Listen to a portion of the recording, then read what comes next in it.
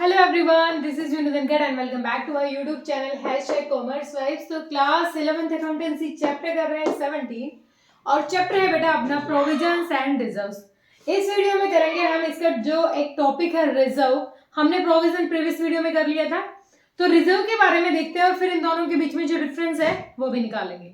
उससे पहले एक रिक्वेस्ट है, अगर आप मेरे चैनल पे नए हैं तो प्लीज मेरे चैनल को सब्सक्राइब करें, बेल आइकन को प्रेस करें ताकि जितनी वीडियो में डालूं उनकी नोटिफिकेशन आपको मिल जाए।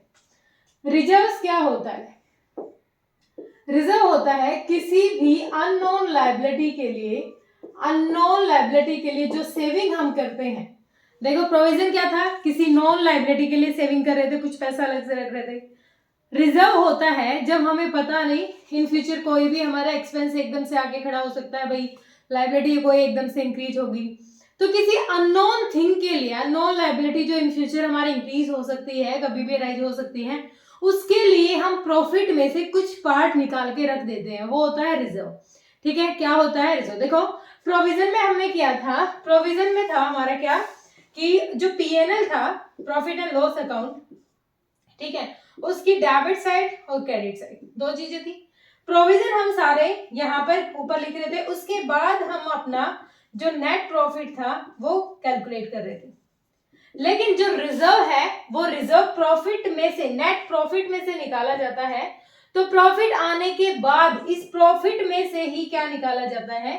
रिजर्व, कुछ पैसा अलग से रख दिया जाता है। ठीक है, ये होता है रिजर्व। जब हम किसी अननोन लायबिलिटी के लिए पहले से ही थोड़ा सा प्रिपेयर हो रहे हैं, अपने फ्यूचर लॉस के लिए अपने पास कुछ पैसा रख रहे हैं, वो क्या होता है? हमारा रिजर्व। ठीक है, देखो रिजर्व हमारे दो टाइप के हैं, रेवेन्यू रिजर्व और कैपिटल रिजर्व। रेवेन्यू रिजर्व जो रेगुलर, जो हमारी इनकम है, जो रेगुलर नेचर का प्रॉफिट है, रेगुलर प्रॉफिट या फिर आप इसको कह सकते हो रेगुलर प्रॉफिट को रेवेन्यू प्रॉफिट। जो हमारा बिजनेस है, जिस चीज का हमारा बिजनेस है, उस पूरे ऑपरेटिंग पीरियड के टाइम जो प्रॉफिट होता है उसमें से कुछ अमाउंट निकाल के अलग रखते हैं, वो होता है हमारा रेवेन्यू या फिर कहें हमारा रेगुलर रिजर्व। ठीक है, ठीक है। उसके बाद कैपिटल रिजर्व क्या होता है? भाई कैपिटल रिजर्व जो काम रोज रोज नहीं होता, हो सकता है भाई फिक्स्ड एसेट बेच दी हो हमने कोई और उससे कुछ प्रॉफिट हो गया, रोज तो हम अपनी फिक्स्ड एसेट बेचेंगे नहीं, ठीक है, उससे कोई हो गया और हमें फायदा, तो वो हमारा कैपिटल रिजर्व हो गया। प्रॉफिट ऑन रिवैल्यूएशन, जब रीवैल्यू की हमने अपनी फिक्स्ड जो भी हमारी एसेट और लायबिलिटी थी, हम उनको रिवैल्यू करते हैं, रिवैल्यूएशन करते हैं। रिवैल्यूएशन हमने पार्टनरशिप वाली बुक में पढ़ा भी था, तो रिवैल्यूएशन करते हैं, उस टाइम हमें कोई प्रॉफिट हो जाए अपना। उसके बाद premium received on issue of share या डिवेंचर। देखो प्रीमियम क्या होता है? जब शेयर्स जो होते हैं हमारे, उनकी फेस वैल्यू से एक्सेस अमाउंट कंपनी मंगवाती है, क्योंकि कंपनी एक रेपुटेड कंपनी है, वो कितना चाहे, देखो प्रीमियम पे कोई फाउंडेशन नहीं, कितना भी पैसा एक कंपनी अपने प्रीमियम पे मंगवा सकती है, तो वो क्या हुआ? वो भी हमारा कैपिटल रिजर्व हो गया। उसके बाद profit on purchase of running business, कोई रनिंग बिजनेस खरीदा और उसमें हमें जो प्रॉफिट हुआ है वो क्या है? वो भी हमारा कैपिटल रिजर्व का पार्ट हो जाएगा। प्रॉफिट फ्रॉम द री इश्यू ऑफ फॉरफिटेड शेयर, ये हमने 12th में, मतलब अब आप तो बच्चे हो, आपको तो नहीं पता, लेकिन फॉरफिटेड शेयर, कंपनी ने शेयर खरीद लिए, ठीक है, कंपनी इंस्टॉलमेंट में पैसा मंगवाती है। अब जब वो पैसा पूरा ना आए ना, तो कंपनी क्या करती है? उन शेयर होल्डर के जो शेयर्स है उनको भी कैंसिल कर देती है और उनसे जितना पैसा आ चुका है उसको अपने पास रख लेती है। तो वो जो पैसा, एक तो शेयर भी नहीं दिया, उसको भगा दिया, और उससे जो अमाउंट ले चुकी है पहले कुछ पैसा, उसको अपने पास रख लेती है। ठीक है, अब वो शेयर भी कंपनी ने अपने पास रख लिए, उन शेयर्स को जब दोबारा से इश्यू करती है, तब जो अमाउंट हमारे पास बचेगा वो क्या हो जाएगा? वो भी हमारा कैपिटल नेचर का हो जाएगा। तो मतलब हम समझ के ये चलेंगे कि जो रेगुलर नेचर में नहीं है, मतलब जो कभी कभी होता है, ये नहीं कि रोज हमें वो प्रॉफिट हो जाएगा। तो हमारे दो तरीके के रिजर्व थे, रेवेन्यू और कैपिटल। कैपिटल जब हमारा किसी भी, मतलब रेगुलर नहीं कह सकते हम, इरेगुलर प्रोसेस से जब हमारा प्रॉफिट होता था, तो उस प्रॉफिट से हम कैपिटल रिजर्व अपना क्रिएट करते हैं। उसके बाद है भाई रेवेन्यू। रेवेन्यू में हमारा जनरल और स्पेसिफिक।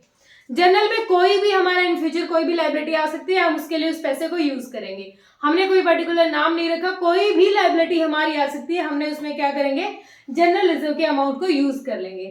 स्पेसिफिक में क्या आ जाएगा? देखो स्पेसिफिक डिविडेंड इक्वलेशन, हमें पता है हर साल जो हमारे प्रेफरेंस शेयर होल्डर होते हैं उनको कंडीशन है कि भाई उनको तो डिविडेंड देना ही है, और जो हमारे कम्युलेटिव होते हैं उनको तो भाई ये भी ऐसा फिक्स किया जाता है कि चाहे आप इस साल लॉस कर रहे हो लेकिन आपको नेक्स्ट ईयर सारा अमाउंट देना पड़ेगा पिछले सालों का भी, ठीक है।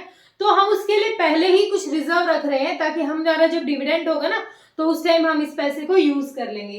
Reserve for replacement of asset, किसी भी एसेट की रिप्लेसमेंट के टाइम पर हम इसको रिजर्व को यूज कर सकते हैं। इन्वेस्टमेंट फ्लक्चुएशन रिजर्व, देखो इस चीज को समझो, इन्वेस्टमेंट मार्केट में अप डाउन चलती रहती है। हो सकता है कि हमारी बुक वैल्यू जो है, इन्वेस्टमेंट की बुक वैल्यू है 2 लाख, लेकिन मार्केट में उसकी वैल्यू होगी 2.5 लाख, 50,000 से बढ़ गई, तो ये तो हमारे लिए नुकसान है। तो उस फ्लक्चुएशन के लिए हम क्या करते हैं, रिजर्व बना के रख लेते हैं और उस अमाउंट को वहां यूज कर लेंगे जब वो फ्लक्चुएशन अप डाउन रहेगी। वर्कमैन कंपनसेशन रिजर्व, ये रिजर्व होता है जब कंपनी अपने ही एम्प्लॉय के लिए, मतलब ये लगा लो कोई एम्प्लॉय बीमार है, उसको भी अब एकदम से बीमारी का पता थोड़ी ना चलता है, तो एकदम से जो इंश्योरेंस वगैरह कंपनी देती है तो वो पूरा खर्चा उठाती है उसकी बीमारी का, तो उस पैसे को, या फिर इस तरीके से कह सकते हैं कि भाई कोई स्ट्राइक पे चला गया, हमारे जो एम्प्लॉयज हैं वो सारे स्ट्राइक पे चले गए हैं, लेबर चली गई है, तो वहां पर भी हमें उनकी जो भी उनकी कंडीशंस वगैरह है वहां पर जो लॉस होगा उसको रिकवर करने के लिए हम क्या बनाते हैं, वर्कमैन कंपनसेशन रिजर्व। उसके बाद डिबेंचर रिडीम्पशन रिजर्व क्या होता है, जब डिबेंचर्स होते हैं हमारे, उनको रिपे करते हैं, पेमेंट करते हैं उनकी दोबारा, मतलब उनको पैसा देते हैं, तो उस टाइम भी हम क्या बना के रखते हैं, उसके लिए भी प्री सेविंग। मतलब ये जस्ट क्या है, दोनों वर्ड वैसे एक दूसरे को रिलेट कर रहे हैं, लेकिन एक क्या है किसी नॉन लायबिलिटी के लिए है और एक क्या है किसी अननोन लायबिलिटी के लिए, दोनों बना रहे हैं, दोनों है क्या, दोनों हमारे सेफ जोन का पार्ट है, क्योंकि दोनों ही हमारी क्या कर रहे हैं, हमारे मतलब जो हमारे लिए सेविंग का पार्ट है दोनों के दोनों, ठीक है। ये क्लियर हुआ। उसके बाद देखो अगर डिफरेंस पे बात की जाए, नॉर्मली आप डिफरेंस पे बात करो तो सिंपल ही है। देखो जो रिजर्व होता है ना, रिजर्व कंपनी के लिए नेसेसरी नहीं है, नेसेसरी नहीं है, ये कोई जरूरी नहीं है कि आपको बनाना है, लेकिन प्रोविजन कंपनी के लिए जरूरी है। देखो पहला तो अगर डिफरेंस की बात करूं, मैं यहाँ सिर्फ डिफरेंस डिस्कस कर लेती हूँ, ऑरली बता देती हूँ, लिख नहीं रही हूँ। देखो हाँ, प्रोविजन नॉन लायबिलिटी के लिए, रिजर्व अननोन लायबिलिटी के लिए, ठीक है, लेकिन दोनों ही क्या है, सेविंग का पार्ट है। और प्रोविजन बनाया जाता है पहले, बाद में नेट प्रॉफिट कैलकुलेट किया जाता है, लेकिन रिजर्व नेट प्रॉफिट के बाद उसमें से पैसे को अलग रखा जाता है। हाँ, रिजर्व में एक सीक्रेट रिजर्व और होता है जिसको हम अपने बुक्स ऑफ अकाउंट में शो नहीं कराते, तो वो हमारे सिलेबस में नहीं, इसलिए हम डिस्कस नहीं करेंगे उसको, ठीक है। बस ध्यान रखना है कि सीक्रेट रिजर्व क्या होता है, जिसको हम अपने जो बुक्स ऑफ अकाउंट में शो नहीं कराते, उसको सेपरेटली अपने पास छुपा के एक साइड कोने में, जो मम्मियां बचा के रखती है ना वैसा, उस तरीके से रखते हैं, ठीक है, ओके। उसके बाद हम डिफरेंस कर रहे थे non liability and non liability, मतलब किसी भी चीज के लिए, सेविंग तो दोनों के लिए है।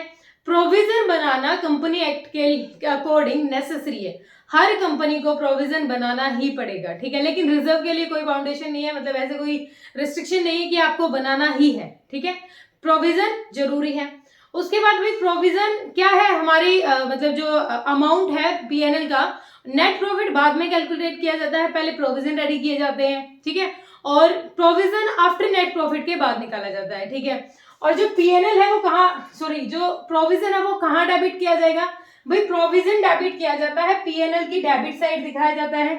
और हमारा जो रिजर्व होता है, रिजर्व हमारा एक नया अकाउंट है जो आप 12th में सीखोगे, profit and loss appropriation account. Appropriation का मतलब क्या होता है, डिस्ट्रीब्यूशन। जो पार्टनर्स होते हैं ना अलग अलग, आगे हम जो पढ़ेंगे पार्टनरशिप की बुक 12th में, तो पार्टनर्स हैं, उन पार्टनर्स का जो जितना भी हिस्सा जहां से आ रहा है वो बांटने के लिए एक अलग अकाउंट बनाया जाता है, वो प्रॉफिट एंड लॉस अकाउंट के बाद बनाया जाता है, ठीक है। तो पीएनएल एप्रोप्रिएशन अकाउंट में कहाँ दिखाया जाएगा, इसकी डेबिट साइड दिखाया जाएगा, जो भी हमारा रिजर्व होगा, जिस भी तरीके का रिजर्व होगा उसका डिस्ट्रीब्यूशन यहाँ दिखाया जाएगा, ठीक है। तो बस वैसे तो बेसिक ही था, दो चीजों का ध्यान रखना है भाई, है तो सेविंग ही, लेकिन एक बार एक में हमें बताया कि फ्यूचर में ये पैसा हमारा कहाँ इन्वेस्ट करना है, हमें मतलब किसके लिए हम बचा के रख रहे हैं, एक हमें अभी पता नहीं है कि ये पैसा हम कहाँ यूज करेंगे, ठीक है। होप क्लियर हुआ होगा, कोई दिक्कत परेशानी है तो बेटा कमेंट सेक्शन में डालिए। Thank you so much.